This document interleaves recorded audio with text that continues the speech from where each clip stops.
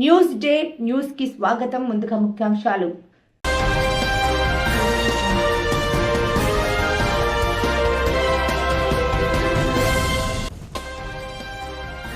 London park లో చీర rubber చెప్పులతో దీదీ జాగింగ్.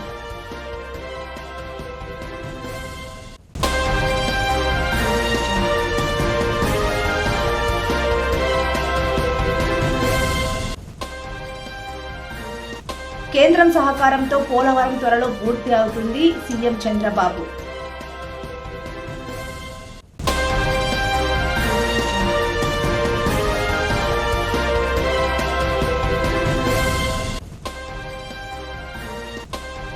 ఎస్ఎల్బీసీ టన్నెల్లో మరో మృతదేహం వెలికితీత. ఇంజనీర్ మనోజ్ కుమార్ గా గుర్తింపు. కేంద్రం సహకారంతో పోలవరం త్వరలో పూర్తవుతుంది. సెల్ఫ్ ఫైనాన్స్ ప్రాజెక్ట్ అమరావతి రాజధాని పనులు మొదలయ్యాయి. ప్రగతి పనుల్లో ప్రజలు భాగస్వాములు కావాలి. పోలవరాన్ని గాడిన పెట్టాం. ఈరోజు పోలవరం మొన్నటి వరకు ఏమవుతుందో అని అగమ్య గోచరంలో ఉన్న పోలవరం ప్రాజెక్టు కేంద్ర సహకారంతో ఈరోజు 12,150 కోట్ల రూపాయలు శాంక్షన్ అయింది. ఫేజ్ 1కి ఇబ్బంది లేదు. దీన్ని 2027కు పూర్తి చేస్తాం. అమరావతికి టెండర్లు పిలిచాం. ఇది సెల్ఫ్ ఫైనాన్సింగ్ ప్రాజెక్ట్. ఈ మోడల్ ప్రపంచానికి ఆదర్శం. 35 వేల ఎకరాలు, 29,000 మంది రైతులు, ఒక్కరు కూడా కోర్టుకు పోకుండా స్వచ్ఛందంగా ముందుకొచ్చి ల్యాండ్ పూలింగ్లు ఇచ్చారు. ఆ ల్యాండ్ మానిటైజేషన్ ద్వారా వచ్చే డబ్బులతో అమరావతి ప్రాజెక్టు కట్టాలనేది సంకల్పం. అదే చేస్తున్నాం. ఇప్పుడు దానికి మీరు చూసినప్పుడు ఆ ల్యాండ్ మనం ల్యాండ్ అక్విజిషన్ చేసేవాళ్ళం. ఈరోజు వాళ్ళు ఇచ్చిన ల్యాండ్ వల్ల ఇన్ఫ్రాస్ట్రక్చర్కి కొన్ని కంపెనీస్కి ఇచ్చి అదే మరి గవర్నమెంట్ బిల్డింగ్స్ కట్టి వాళ్ళకి తిరిగి ల్యాండ్ ఇచ్చిన తర్వాత కూడా మనం కొంత డబ్బులతో ఈ రోడ్లు ఇవన్నీ చేసే పరిస్థితి వచ్చింది.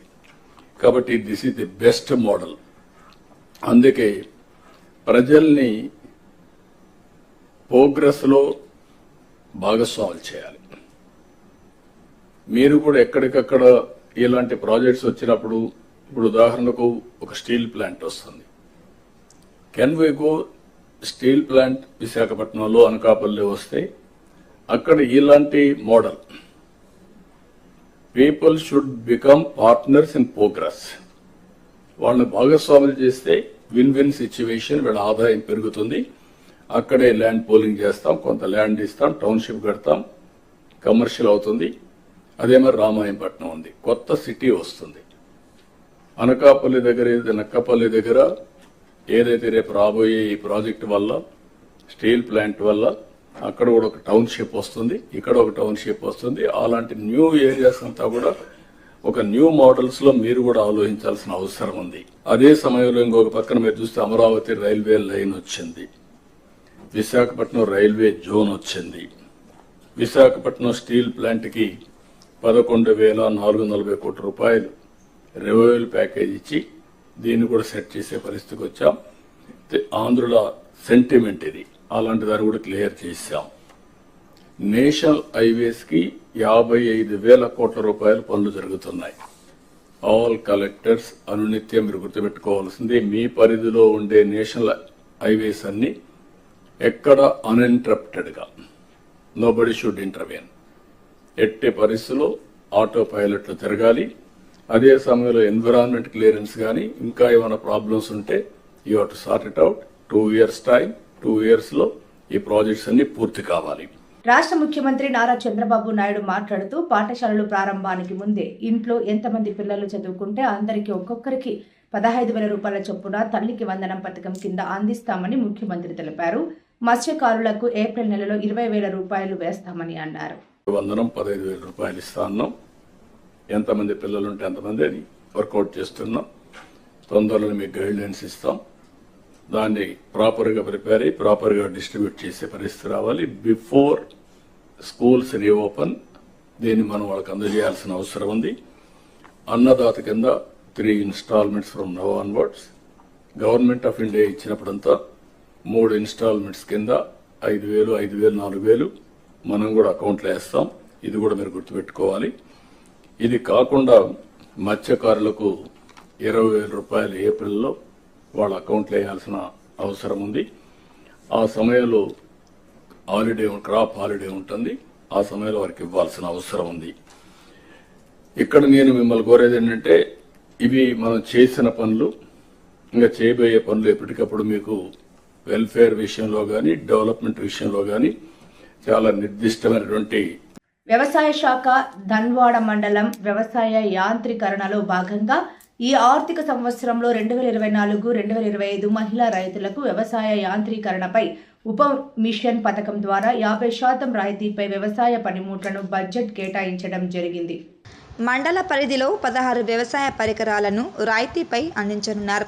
బ్యాటరీ స్ప్రేయర్లు, మాన్యువల్ స్ప్రేయర్లు 5, పవర్ తైవాన్ స్ప్రేయర్లు 5, రోటవేటర్లు 2, cultivator, MB plough, KG wheels, disc హారాలు 3, బ్రష్ కట్టర్ 1 ఉన్నాయి.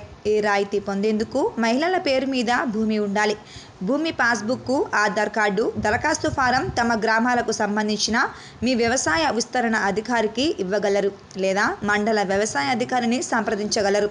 ఆసక్తి గల మహిళలు ఈ అవకాశాన్ని సద్వినియోగం చేసుకోగలరని మనవి.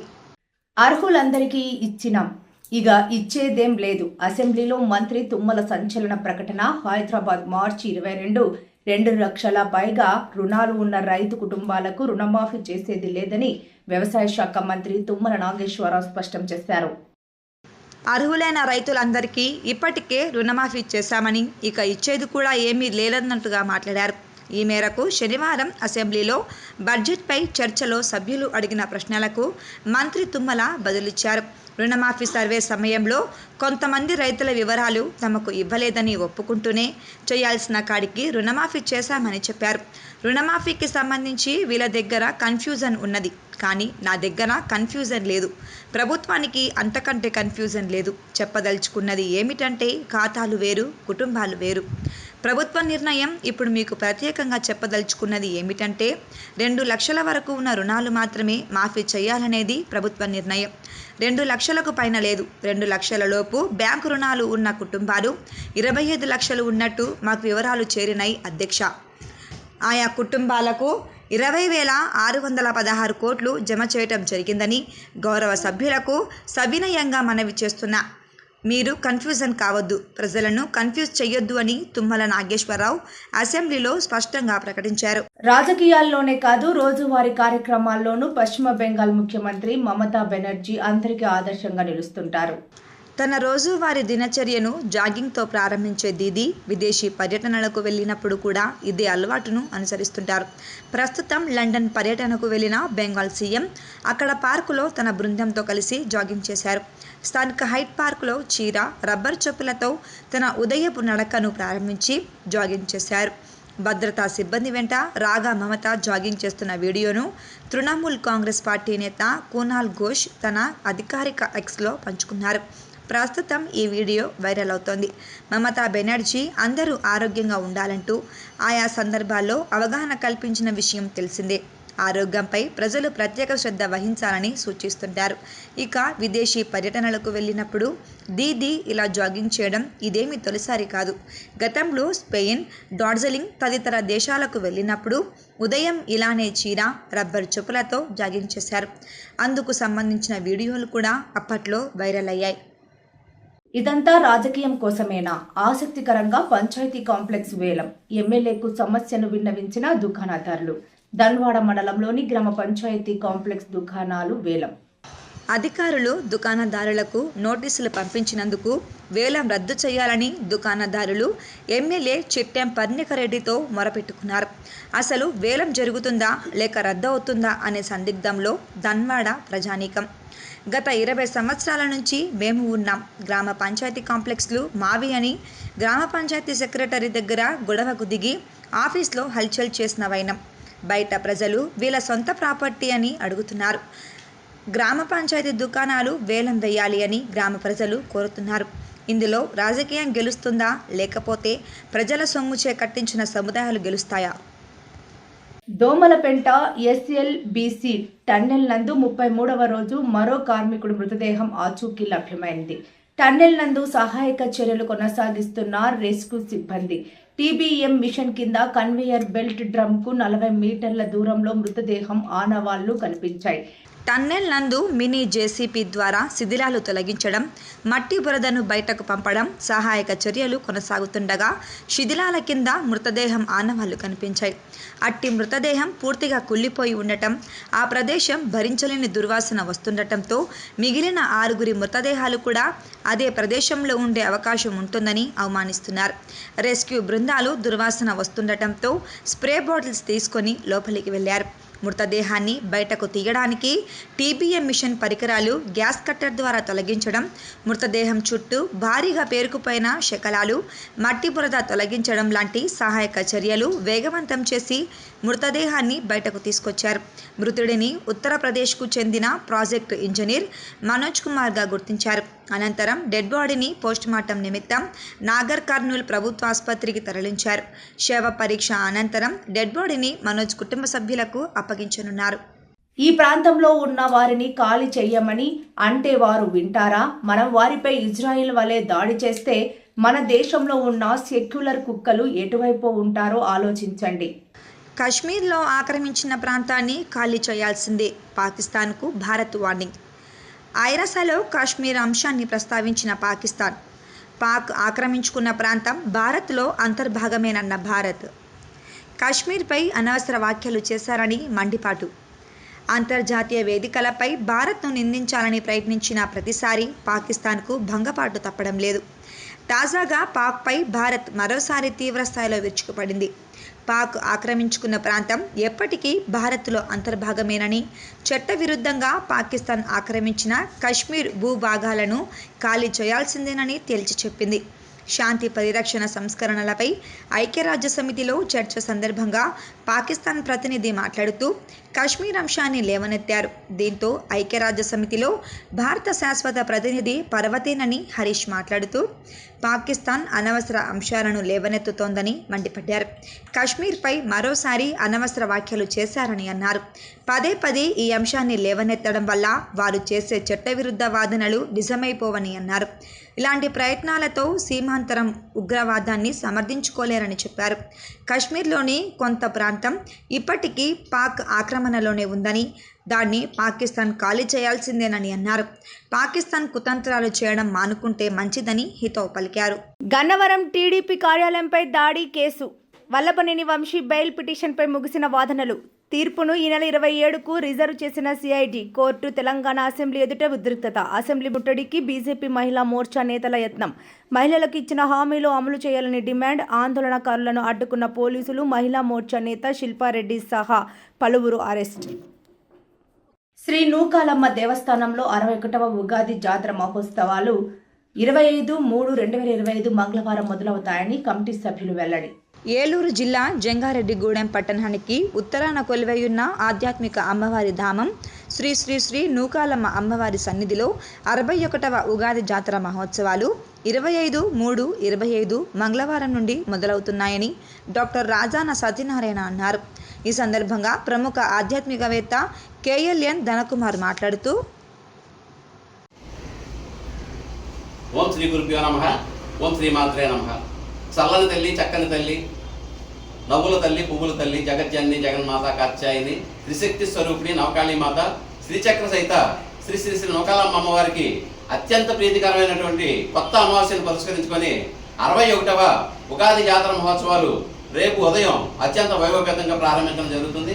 మరి అమ్మవారికి ఈ 9 రోజులు కూడా నవరాత్రి పూజా కార్యక్రమాలు విశేషంగా నిర్వహించడం జరుగుతుంది. మరి ఈ 9 రోజులు అమ్మవారికి వస్త్రాలంకరణ, పుష్పాలంకరణ, ప్రసాద వితరణ మరియు ఆలయ అభివృద్ధికి దాతలు సహకరించవలసిందిగా కోరి ప్రార్థిస్తున్నాం. మరి ప్రత్యేకంగా ఈ 9 రోజులు కూడా మన అమ్మవారి దగ్గర ఉన్నటువంటి శ్రీచక్రం వద్ద శ్రీ కుంకుమ పూజ కార్యక్రమం, గోత్రనామార్చన పూజా కార్యక్రమం నిర్వహించడం జరుగుతుంది. మరి భక్తులకి ఈ సదవకాశాన్ని 1116 రూపాయలు రుసుము చెల్లించి ఈ కార్యక్రమంలో పాల్గొనవలసిందిగా తెలియజేస్తున్నాం. మరి అదేవిధంగా అన్నం పరబ్రహ్మ స్వరూపం.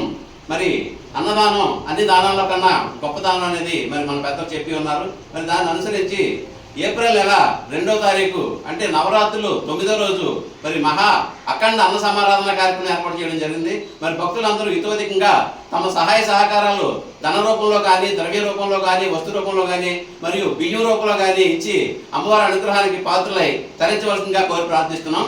ఇట్లు శ్రీ నూకాలమ్మ అమ్మవారి ఆలయ కమిటీ, జంగారెడ్డిగూడెం. అందరికీ నమస్కారం. జై నూకాంబిక, జై జై నూకాంబిక. ఏలూరు జిల్లా జంగారెడ్డిగూడెం పట్టణానికి కుబేర స్థానం ఉత్తరాన కొలువైన శ్రీ శ్రీ శ్రీ నూకాలమ్మ అమ్మవారి యొక్క 61వ వార్షిక జాతర మహోత్సవాలు మార్చి 25 అనగా మంగళవారం అనగా రేపు, అక్కడి నుంచి 2వ తారీఖు ఏప్రిల్ వరకు కూడా అంగరంగ వైభవంగా 9 రోజులు జరగబోతున్నాయని ఆలయ కమిటీ ప్రకటించింది. ప్రధానంగా దీనికి సంబంధించిన ఆహ్వాన పత్రాన్ని ఇప్పటికే ఆలయ కమిటీ విడుదల చేయడంతో పాటు ప్రతి ఒక్కరికి కూడా భక్తులకు ప్రత్యేకంగా ఆహ్వాన పత్రాన్ని అందిస్తూ కార్యక్రమ ఏర్పాటు శ్రీకారం నడుపుతున్న ఆలయ కమిటీ. ప్రధానంగా రేపు మార్చి 25వ తారీఖు జాతర కార్యక్రమాల ప్రారంభోత్సవం అత్యంత వైభవపేతంగా ప్రతి సంవత్సరం ఏ రకంగా అయితే మన ఆలయంలో జరుగుతుందో అదే రీతిలో జంగారెడ్డిగూడెం పట్టణానికి మధ్యస్థంగా కొలువై ఉన్నటువంటి కొంగు బంగారంగా వెసులుతున్నటువంటి గంగానమ్మ తల్లి మరి సారి తీసుకుని అక్కడి నుంచి 1008 మంది ముత్తైదువులు ముందుండగా మంగళ వాయిద్యాలు, వేదమంత్రాలు, అదేవిధంగా గరగనృత్యాలు, ఈ రకమైనటువంటి ఉత్సవ ఊరేగింపు మధ్యలో ప్రజలొచ్చి నూకాలమ్మ తల్లికి సారిని సమర్పించేటువంటి ఒక అద్భుతమైన కార్యక్రమం ఆలయం చేపట్టింది. ఈ కార్యక్రమంలో ఉదయం 8 గంటల నుంచి గంగానమ్మ అమ్మవారి యొక్క ఆలయం దగ్గరికి మరి 1008 మంది ఎవరైతే ఈ కార్యక్రమంలో పాల్గొనేటువంటి ముత్తైదువులు ఉన్నారో వారంతా కూడా చేరుకోవాలని కూడా ఆలయ కమిటీ ప్రతి ఒక్కరికి కూడా విజ్ఞాపన చేస్తూ ఉంది. ప్రధానంగా రేపు జరిగేటువంటి ఈ కార్యక్రమాన్ని మనందరికీ తెలుసు, కామయ్యపాలెంగా మనందరం వ్యవహరించేటువంటి శ్రీ కామేశ్వరం దత్తపాదుక పీఠానికి చెందినటువంటి పీఠాధిపతి శ్రీ శ్రీ శ్రీ దత్త అనఘానంద స్వామి వారి చేతుల మీదుగా ఈ జాతర మహోత్సవాన్ని ప్రారంభించేటువంటి అపూర్వమైనటువంటి సన్నివేశాన్ని కూడా రేపు మనందరం కూడా దర్శించబోతున్నాం. ప్రతి సంవత్సరం జరిగే ఈ కార్యక్రమంలో ఏదో ఒక పెద్ద ఆధ్యాత్మికవేత్తను, ఒక సాధన సంపత్తి ఉన్నటువంటి వ్యక్తులను తీసుకొచ్చి వారి చేతుల మీదుగా జాతర మహోత్సవాన్ని ప్రారంభిస్తోంది ఆలయ కమిటీ. ఆలయ పునర్నిర్మాణం జరిగిన నాటి నుంచి ఈ క్రమంలో ఈ సంవత్సరం అనగానందనాథ స్వామి వారు మన మధ్యకి రాబోతున్నారు. వరుసగా జరిగే కార్యక్రమాలు ఒకైతే అయితే మధ్యలో శివపార్వతుల కళ్యాణం ఉంది. కొత్త అమావాస్య 29వ తారీఖు, కొత్త అమావాస్య రోజు అమ్మవారి యొక్క దర్శనం, అదేవిధంగా ఉగాది రోజు ఉగాది పంచాంగ శ్రవణం, అమ్మవారి యొక్క దర్శనం, ఈ రకంగా కార్యక్రమాలన్నింటినీ కూడా సమ్మిళితం చేసుకుంటూ ప్రతి ఆధ్యాత్మిక కార్యక్రమంలో భక్తులు పాల్గొనేలా చేస్తూ కార్యక్రమాలకు రూపకల్పన చేసింది మన ఆలయ కమిటీ. తాడేపల్లిగూడెం మండలం వీరంపాలెం శ్రీ బాలా త్రిపుర సుందరీపేట వ్యవస్థాపకులు గరిమెళ్ళ వెంకటరమణ శాస్త్రి సిద్ధాంతి గారి ధార్మిక మార్గదర్శకత్వంలో జరుగుతున్నటువంటి ఈ ఆలయంలో జరిగేటువంటి ప్రత్యేకమైనటువంటి ఆధ్యాత్మిక కార్యక్రమాలన్నింటినీ కూడా భక్తులు స్వయంగా ఆచరించుకునేటువంటి అవకాశం కల్పించింది నూకాలమ్మ తల్లి ఆలయ కమిటీ ద్వారా. కాబట్టి ఈ కార్యక్రమాలన్నింటినీ దృష్టిలో పెట్టుకుని ప్రతి ఒక్కరూ కూడా ఈ కార్యక్రమాల్లో భాగస్వామ్యం కావాల్సిందిగా కోరుతున్నాం. ప్రతిరోజు ఈ 9 రోజులు కూడా ఉదయం నుంచి సాయంత్రం వరకు అమ్మవారికి విశేష అర్చన కార్యక్రమాలు ఉంటాయి, అభిషేక కార్యక్రమాలు ఉంటాయి, అదేవిధంగా కుంకుమ పూజ కార్యక్రమాలు ఉంటాయి, సామూహిక కుంకుమ పూజ కార్యక్రమం ఉంటుంది, నవావరణ అర్చన కూడా ఉంది. ఈ కార్యక్రమాల్లో 25 రేపు ఊరేగింపు అయిన తర్వాత 26వ తారీఖు శ్రీచక్ర నవావరణ అర్చన కూడా ఆలయంలో జరగబోతూ ఉంది. ఇలాంటి ఈ కార్యక్రమాలన్నింటిలో కూడా భక్తులు విశేష రీతిలో పాల్గొని అమ్మవారి ప్రభుత్వ పాత్ర కావాల్సిన కోరుతూ మరొకసారి గుర్తు చేసేటువంటి అంశం ఏంటంటే 25 నుంచి ఏప్రిల్ 2 వరకు జరిగే ఈ జాతర మహోత్సవాలు 61వ జాతర వార్షికోత్సవం. ఈ సందర్భంగా రేపు ఉదయం అంటే మంగళవారం ఉదయం 25వ తారీఖు గంగానమ్మ అమ్మవారి యొక్క దివ్య సన్నిధిలో 8 గంటలకి జరిగేటువంటి శోభాయాత్ర కార్యక్రమానికి ప్రతి ఒక్కరూ భాగస్వాములు కావాల్సిందిగా ఆలయ కమిటీ నుంచి మరోసారి ఆహ్వానం పలుకుతున్నాం. శ్రీమాత్రే నమః. వార్తలు ముగించే ముందు ముఖ్యాంశాలు మరోసారి.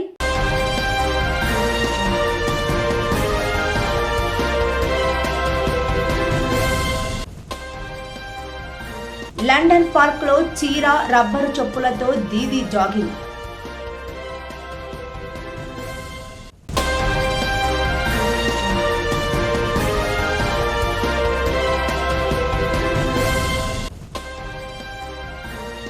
కేంద్రం సహకారంతో పోలవరం త్వరలో పూర్తి అవుతుంది సీఎం చంద్రబాబు.